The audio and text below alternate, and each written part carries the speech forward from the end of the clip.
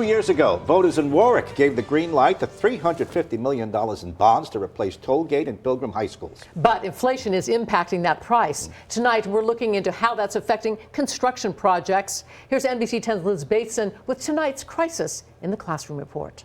We have had to make some alterations so that way we can get these schools done within the $350 million price point. Rising construction costs are causing school districts to get creative. For Tollgate, for instance, we had to change up the initial design to minimize the excavation costs, and we had to kind of follow the lay of the land over on that side of the city. In November of 2022, voters approved a bond measure to build 2 new high schools on the fields of the existing schools.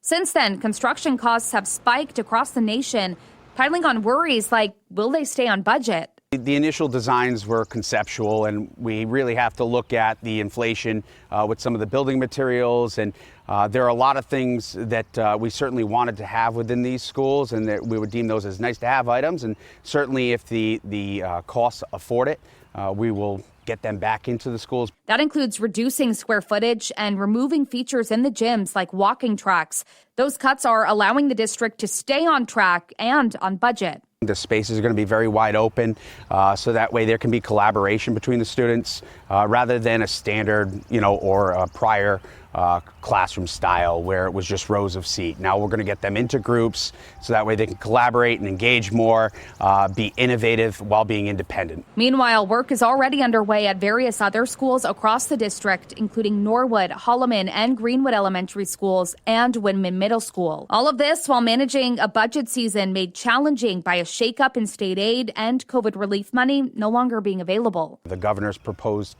funding formula for education has an approximate $1.3 million impact on our overall budget. In Warwick, Liz Bateson, NBC 10 News.